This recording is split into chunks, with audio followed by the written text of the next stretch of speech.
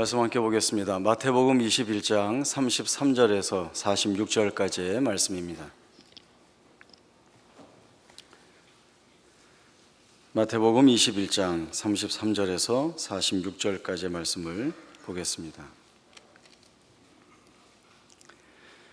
다른 한 비유를 들으라. 한 집 주인이 포도원을 만들어 산울타리를 두르고 거기에 집자는 틀을 만들고 망대를 짓고 농부들에게 새로 주고 타국에 갔더니 열매 거둘 때가 가까움에 그 열매를 받으려고 자기 종들을 농부들에게 보내니 농부들이 종들을 잡아 하나는 심히 때리고 하나는 죽이고 하나는 돌로 쳤거늘 다시 다른 종들을 처음보다 많이 보내니 그들에게도 그렇게 하였는지라.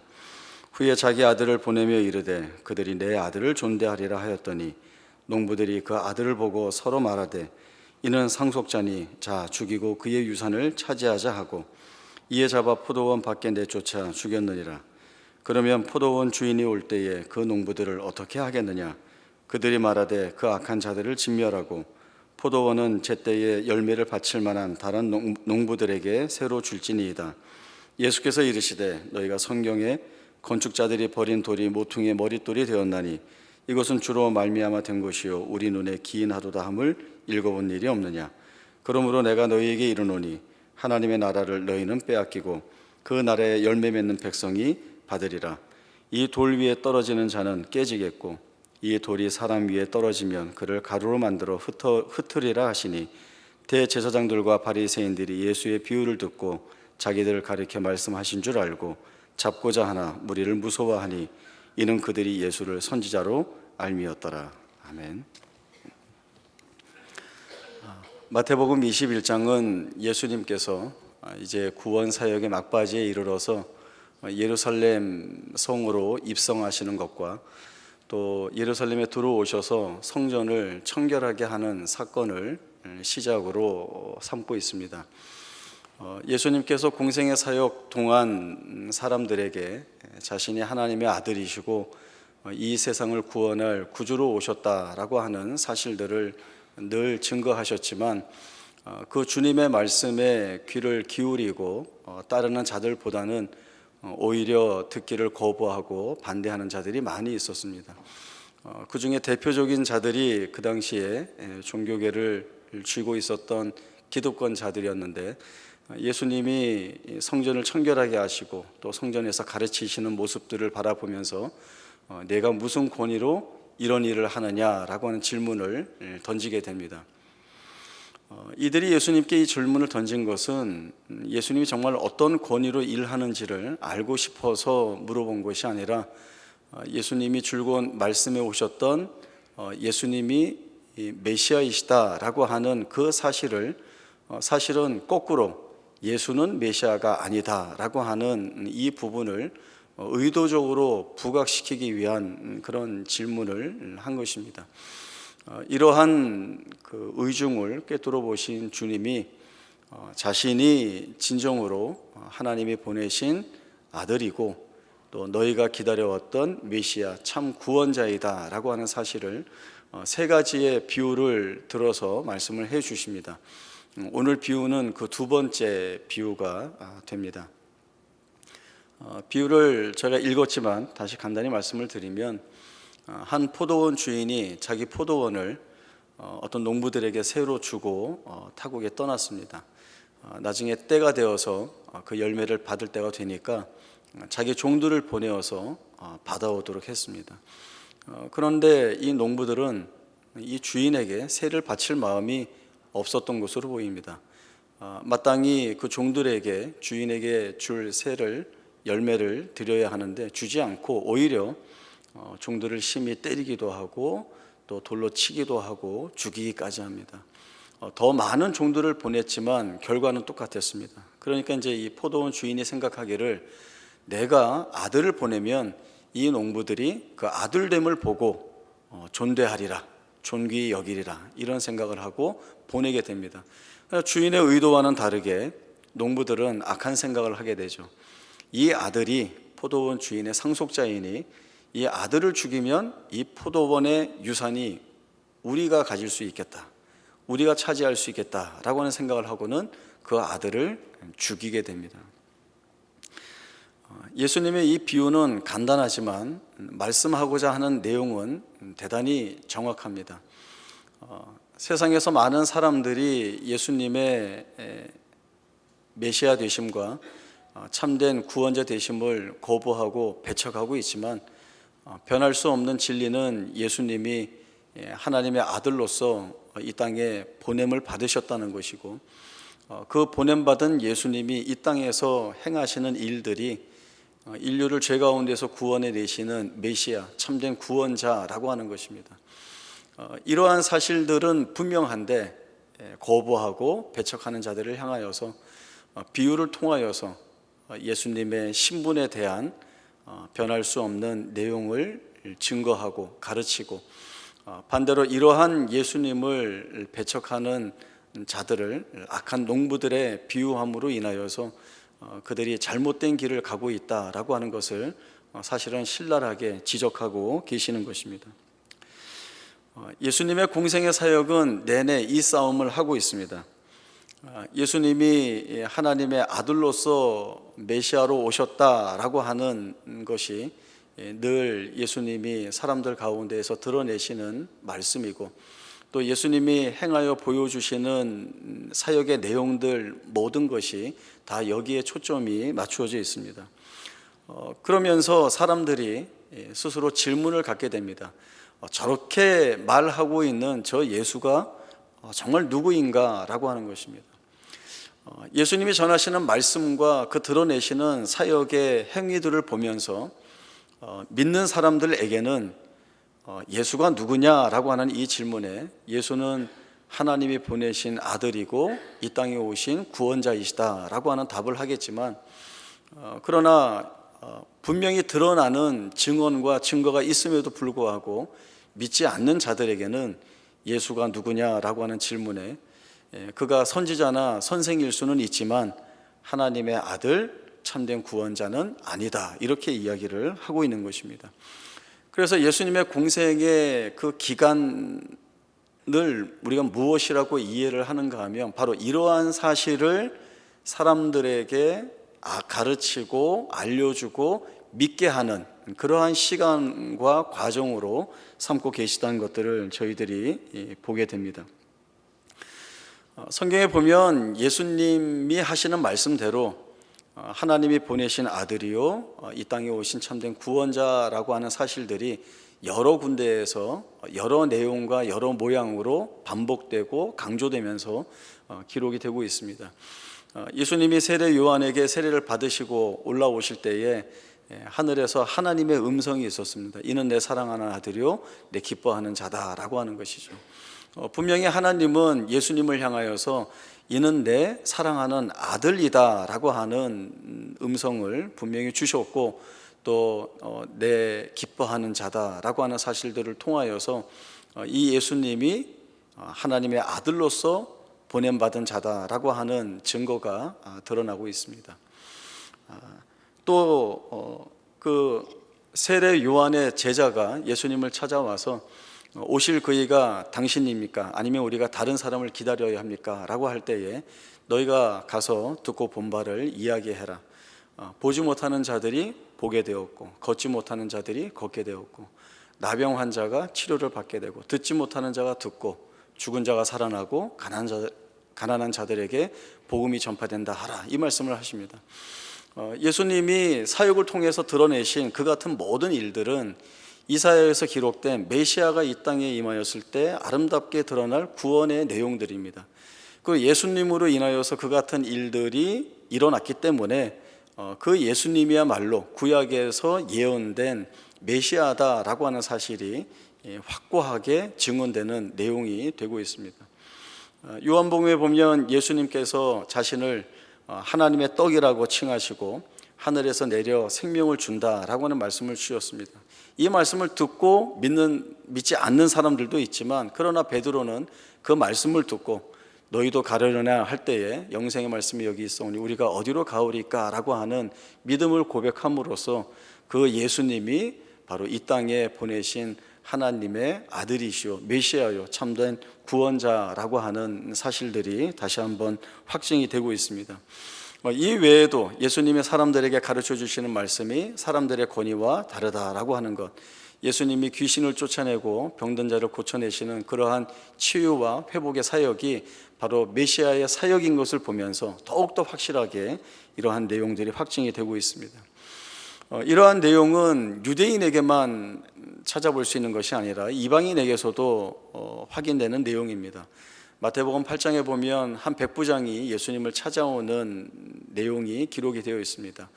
그는 이방인이면서 예수님을 찾아와서 한 가지 부탁을 하게 됩니다. 내 종이 중풍병이 들려서 집에 누워 있는데 고쳐주시면 좋겠습니다. 예수님이 그 말씀을 듣고 내가 가서 고쳐주리라 하시는데, 이 백부장은 주께서 우리 집에 들어오심을 감당치 못하겠사오니 여기서 말씀으로만 하옵소서, 그러면 내 종이 낫는 줄 내가 믿습니다 라고 하는 그러한 고백을 합니다. 사람들이 갖는 병이 낫는 것에 대한 기대는 이런 기대들이 있습니다. 정말 그 병을 낫게 할 수 있는 어떤 그 특별한 어떤 그 치료책이 되는 어떤 약이라던가, 아니면 엘리사를 찾아간 나아만 장군이 그랬던 것처럼 적어도 하나님의 이름을 부르면서 아픈 부위에 손을 얹고 흔들기라도 해야 되는 것 아니냐라고 하는 것처럼 뭐 안수를 한다든지 아니면 어떤 이렇게 낫게 할 수 있는 그런 모양의 제스처라도 있어야 하는데, 이 이방인인 백부장은 여기서 말씀으로만 해도 내 종이 낫는 것을 내가 믿는다는 고백을 하고 있습니다. 이것은 사람이 드러낼 수 없는 고백입니다. 사람이 사람을 믿어서 할 수 있는 고백이 아닙니다. 이 백부장이야말로 예수님이 하나님의 아들이시고 그가 이 땅에 오신 참된 구원자라고 하는 사실을 확신하고 믿었기 때문에, 그에게서 그 능력이 충분히 드러날 수 있다는 것을 알았기 때문에 예수님이 가서 고쳐주리라 하셨지만 여기에서 말씀으로만 하셔도 낫는 줄을 제가 믿습니다 라고 하는 고귀한 고백들을 올려드리고 있습니다. 이렇게 이방인에게도 하나님께서 구원의 문을 열으시고 그 은혜를 베풀어 주시는 일들이 이런 귀한 증거로서 드러나는데 믿지 못하는 자들이 있는 것입니다. 그러면 그 믿지 못하는 자들은 어떤 사람들인가 라고 할 때, 오늘 예수님이 말씀을 하고 있는 것처럼 포도원 주인이 아들을 보내어서 그 아들이 농부들에게 존귀한 대접을 받고자 하는 마음에서 보냈지만, 그러나 그 아들에게서 상속될 유산을 차지하기 위하여서 죽인 그 악한 농부들과 같은 사람들을 뜻하고 있는 것입니다. 예수님이 이 비유를 하시고 사람들에게 묻습니다. 너희 같으면, 너희가 주인이라고 한다면 이 농부들을 어떻게 했겠느냐? 가서 진멸하고 세를 바칠 만한 성실한 농부들에게 포도원을 맡길 것입니다. 이런 답을 받아냅니다. 이 비유를 통하여서 대제사장들이나 바리새인들은 이 비유에서 악한 농부는 자신들을 지칭하고 있다는 것을 금방 알아챘습니다. 이 대제사장이나 바리새인들은 어떤 사람들입니까? 그들은 예수님을 만나지 못한 사람들이 아닙니다. 그들의 눈 앞에서 예수님을 만나고 있었고, 다른 사람들이 사람들의 권위와 다른 말씀이 주어지고 있었다라고 하는 그 말씀을 들은 사람들이고, 예수님이 귀신을 쫓아내고 병든 자를 낫게 하시고 그런 치유와 회복의 사역을 하시는 것을 가장 가까이에서 다 보았음에도 불구하고 이 예수님이 하나님의 아들이신 것을, 구약에 예언된 메시아가 이 땅에 오신 것을 철저히 거부하고 배척하였습니다. 그 이유는 그들에게 쥐어져 있는, 그리고 그들이 붙잡고 있는 세상의 안위와 권력과 힘들을 놓기가 싫었던 것입니다. 이들은 메시아가 이루실 일들에 대한 기대, 그러나 진정한 메시아이신 예수님이 오셔서 이루실 그 내용이 철저히 달랐습니다. 예수님은 우리가 말씀을 통하여서 잘 알고 있는 바대로 하나님이시지만 인간의 몸을 입으시고 이 땅에 오셔서 죽는 자리에 복종하여 가셔서 우리를 대신하여 죽으신 것입니다. 사랑과 희생으로, 그리고 죽음으로써 죄와 사망의 권세에 잡혀있는 그러한 우리들을, 죄인들을 구원하시기 위하여서 자기의 목숨을 대속물로 내어주는데 아끼지 않으신 분이십니다. 그러나 이 당시에 대제사장이나 바리새인들, 그리고 대부분의 유대인들이 수천 년 동안 고대하면서 기다렸던 메시아는 예수님이 지니신 고난받는 종, 그리고 십자가에서 죄인들을 대신하여 죽어야 하는 하나님이 아니라 오히려 힘과 폭력을 상징으로 하여서 자신들이 원하는 나라, 자신들이 기뻐하는 나라를 세워주는 그 일에 참여하는 메시아를 원했던 것입니다. 그것은 힘과 폭력으로 상징이 됩니다. 그 안에는 사랑도 찾을 수 없고 은혜도 찾을 수 없고 하나님의 기뻐하시는 뜻도 찾을 수 없습니다. 그것은 하나님의 뜻이 아닌 것입니다. 철저히 다른 모양으로 이해하고 있기 때문에 이 예수님을 메시아로 고백할 수 없었던 것입니다. 예수님은 그냥 오셔서 고집스럽게 내가 하나님의 아들이다, 그러니 믿어라, 이렇게 일방적으로 말씀하시지 않았습니다. 철저하게 구약에서 예언된 그 예언을 성취하기 위하여 오신 메시아이신 것들을 늘 말씀 속에서, 그리고 그분의 사역과 상황 속에서 확인하고 확인시켜 주셨습니다. 예수님이 예루살렘 성에 입성할 때에도 많은 무리들이 예수님을 쫓아가면서 외친 소리가 있습니다. 호산나 다윗의 자손이여 찬송하리로다. 주의 이름으로 오시는 이여 가장 높은 곳에서 호산나 하더라 라고 하는 이러한 외침도 시편 118편에 있는 말씀, 메시아를 맞아들이는 그 말씀이 성취되는 내용이고, 또 오늘 본문 말씀에서 저희들이 봤던 건축자의 버린 돌이 모퉁이의 머릿돌이 되었다라고 예수님이 인용하시는 이 시편 118편의 말씀도 메시아로서 인용함으로 인하여 예수님의 메시아 되심을 스스로 증거하고 계시는 그러한 내용으로 사용을 하고 계십니다. 저희가 118편의 내용을 한번 같이 읽어보면서 더 자세한 내용을 살펴보겠습니다. 시편 118편 22절에서 27절까지의 말씀입니다. 시편 118편 22절에서 27절입니다. 22절부터 말씀 봅니다. 건축자가 버린 돌이 진보퉁의 머릿돌이 되었나니 이는 여호와께서 행하신 것이요 우리 눈에 기이한 바로다. 이날은 여호와께서 정하신 것이라. 이날에 우리가 즐거워하고 기뻐하리로다. 여호와여 구하옵나니 이제 구원하소서. 여호와여 우리가 구하옵나니 이제 형통하게 하소서. 여호와의 이름으로 오는 자가 복이 있으며 우리가 여호와의 집에서 너희를 축복하였도다. 여호와는 하나님이시라. 그가 우리에게 빛을 비추셨으니 밧줄로 절기 제물을 제단불에 멜지어다. 주는 나의 하나님이시라. 내가 주께 감사하리이다. 주는 나의 하나님이시라. 내가 주를 높이리이다. 여호와께 감사하라. 그는 선하시며 그의 인자하심이 영원함이로다. 시편 118편의 저자는 누구인지 알 수 없지만 그 내용을 살펴보면 그가 대단히 깊은 시름과 고통과 고난 속에 있었던 것을 알 수 있습니다. 그러나 그 저자가 그 시름과 고통과 고난 속에서 여호와께서 베풀어 주신 구원을 확인하면서 하나님 앞에 감사의 찬송을 부르는 내용이 21절까지 이어지고 있습니다. 고통 중에서 여호와께 부르짖었더니 주께서 내게 응답하셨습니다. 하나님께서 내 편을 들고 계십니다. 아무리 많은 원수들이 나를 둘러싼다 하여도 여호와의 이름으로 끊어낼 것입니다. 내가 죽지 않고 살아 여호와의 행사를 선포하겠습니다 라고 하는 고귀한 그 감사의 찬송을 쏟아내고 있습니다. 그리고 22절로 넘어와서는 개인의 구원을 뛰어넘어서 종말론적인 구원을 설명하고 있습니다. 여기에서 이제 오늘 예수님이 비유해서 말씀하신 그 말씀이 인용이 되고 있습니다. 건축자는 그 어떤 건물을 지을 때 자기가 설계한 그 건물에 필요한 그 돌들을 준비를 하겠죠. 규격에 맞추어서 깎아내고 모양을 만들고 다듬어 낼 것입니다. 그런데 건축자가 자기 건물을 세우는 일에 쓰지 않고 버리는 돌이라고 한다면 그 돌은 전혀 쓸모가 없기 때문에 그렇습니다. 어디 한 구석이라도 쓸모가 있으면 남겨둘 텐데 버린 돌이라고 한다면 전혀 쓸모가 없는 돌이 됩니다. 그러나 여기에서 반전이 일어나죠. 버린 돌이 그 건물의 가장 중요한 중심과 위치를 차지하는 모퉁이의 머릿돌이 되었다라고 하는 것입니다.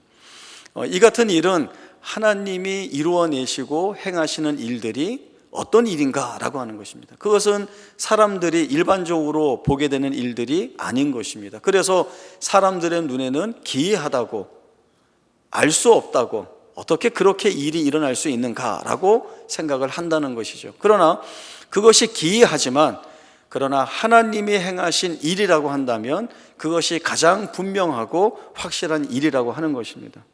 사람들은 이 땅에 오신 하나님의 아들이시고 참된 메시아이신 그 예수님을 거부하고 배척하고 받아들이지 않지만, 그러나 이 예수를 하나님이 구원자로 삼으시고 세우셨다라고 한다면 이 외에 다른 구원의 방법이나 길은 없는 것입니다. 예수가 아니고서는 하나님 아버지께로 갈 자가 없고, 예수만이 길이요 진리요 생명이라고 하는 것을 분명하게 드러내고 있는 것이 바로 하나님께서 이렇게 일을 하시고 계시다라고 하는 분명한 증거가 되는 것입니다. 하나님이 행하시는 일들이 다 그렇습니다. 세상의 방해와 반대와 그리고 거부와 배척에도 불구하고 그 모든 것들을 뚫어내고 뒤집어서 하나님의 일들을 이루어내시는데 하나님은 단 한 번도 실패하신 적이 없습니다. 저희 사도행전 8장에 있는 말씀 한 번 더 찾아보겠습니다. 사도행전 8장 1절에서 3절까지의 말씀입니다. 사도행전 8장 1절에서 3절 제가 말씀 읽겠습니다. 사울은 그가 죽임 당함을 마땅히 여기더라. 그날에 예루살렘에 있는 교회에 큰 박해가 있어 사도 외에는 다 유대와 사마리아와 모든 땅으로 흩어지니라. 경건한 사람들이 스데반을 장사하고 위하여 크게 울더라. 사울이 교회를 잔멸할세 각 집에 들어가 남녀를 끌어다가 옥에 넘기니라.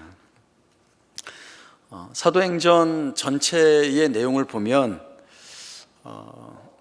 예수를 믿어서 그리고 교회여서 받는 핍박이나 환난이 얼마나 큰가라고 하는 내용들이 많이 기록이 되어 있습니다. 사도 바울이 복음을 가지고 여러 지역과 많은 사람들을 만나는데 환영받는 데는 단 한 군데도 없었습니다. 늘 가는 데마다 복음이 반대받고 사람들에게 거부되고 또 그로 인하여서 심한 핍박과 비난을 받습니다.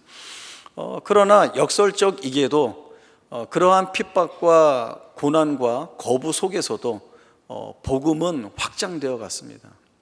대표적인 사건이 지금 사도행전 8장에서 보았던 예루살렘 교회가 핍박을 받는 사건입니다.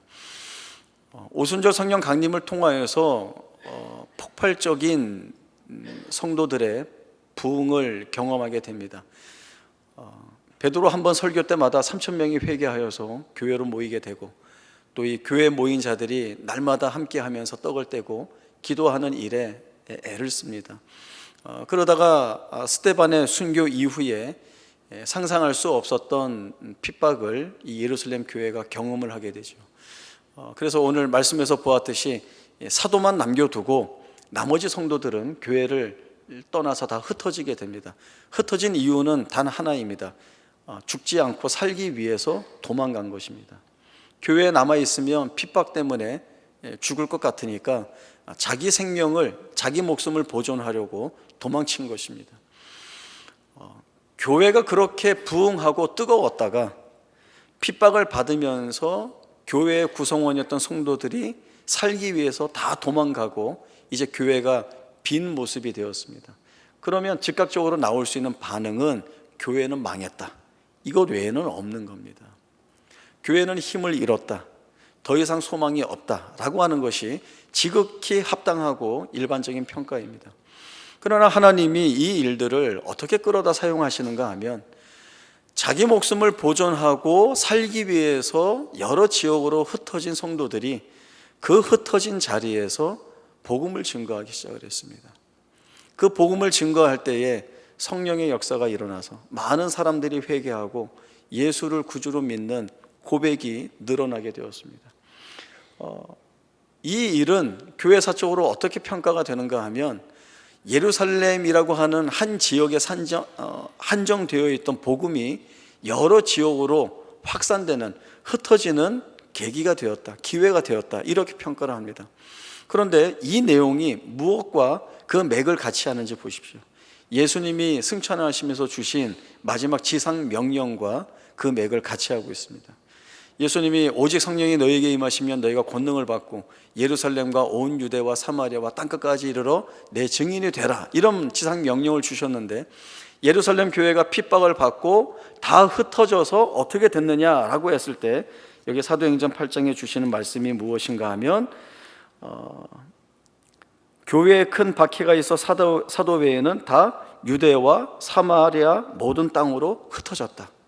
예수님의 지상 명령이 이 기대하지 않았던 사건들을 통하여서 성취가 되고 있는 모습들을 저희들이 보게 됩니다. 하나님의 일하심은 바로 이러한 것들입니다.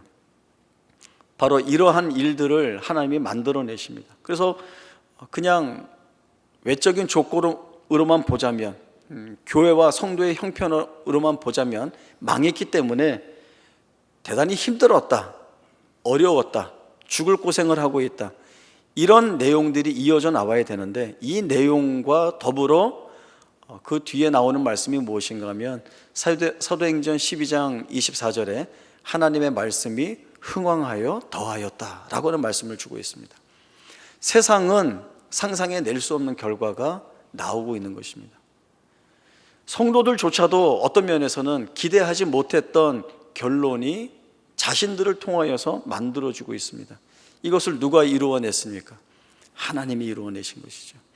하나님이 이루어내신 일이기 때문에 이 일은 멈추거나 그리고 좌절되거나 실패하지 않고 이루어질 일들입니다. 바로 예수님이 그 하나님의 일하심과 동일한 내용과 목적 안에서 보내심을 받고 이 땅에 오신 바로 참된 메시아 구주가 되고 계신 것입니다. 하나님의 말씀이 흥왕하여 더한 것으로 인하여서 복음이 전파되는 것, 그리고 교회가 세워지는 것, 이것을 막을 것은 그 누구도 없다라고 하는 것입니다. 이 땅에 예수님이 오셨지만 배척되었습니다. 예수님을 그저 자기 죄로 인하여서 십자가에서 죽은 한 사람의 죄인으로 밖에는 말하지 않습니다. 대단한 지독한 평가절하를 하고 있습니다. 예수님이 메시아이시다라고 하는 증거를 확연히 드러내모도 불구하고 눈과 귀를 닫아 보지 않으려고 하고 듣지 않으려고 합니다. 그러나 하나님은 그러한 상황 속에서도 강제적으로 어린아이들의 입을 통하여서 호산나 찬송하게 하고, 그리고 이방인들의 고백을 통하여서 하나님이 살아계신 하나님, 그리고 자기 아들을 이 땅에 보내 죄인들을 구원하시는 하나님이신 것을 증거를 해내십니다. 우리의 삶의 고백은 어떠해야 되겠습니까? 2000년 전에 사람들이 했던 예수가 누군가라고 하는 질문은 우리에게도 동일하게 던져지고 있습니다. 물론 우리는 하나님을 믿고 또 예수를 구주로 고백하는 그 신앙 고백을 가지고 살아가고 있는데, 우리는 예수님이 정말 어떤 분인가라고 하는 이 중요한 내용에 대한 깊은 이해가 있어야 합니다. 예수님을 바르게 알고 그 예수님이 행하신 일들에 대한 이해를 온전히 세우면 우리는 그 예수님을 구주로 고백할 수밖에 없습니다. 그리고 구주로 고백하게 되면 그 삶은 변화될 수밖에 없습니다. 그리고 이 고백이 있느냐요 없느냐에 따라 그 생애는 대단히 차이 나는 결과를 맞이하게 됩니다. 예수님을 찾아왔던 부자 청년은 영생을 갈구하는 문제에 대한 질문을 던지고 그 답을 예수님이 주었지만 따르지 못하고 주님 곁을 떠났습니다.